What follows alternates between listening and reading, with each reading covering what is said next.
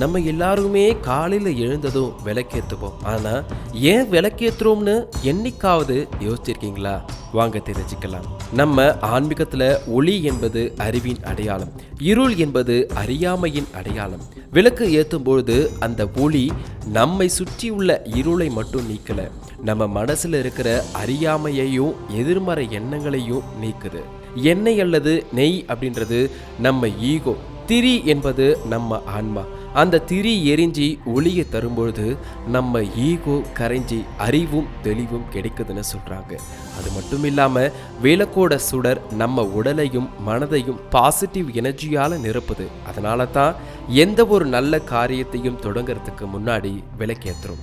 So இனிமே விளக்கேற்றும் போது அந்த சுடரை பார்த்து ஒரு நிமிடம் அமைதியாக நில்லுங்க. தெளிவான மனதோடு இன்றைய நாளை தொடங்குங்க.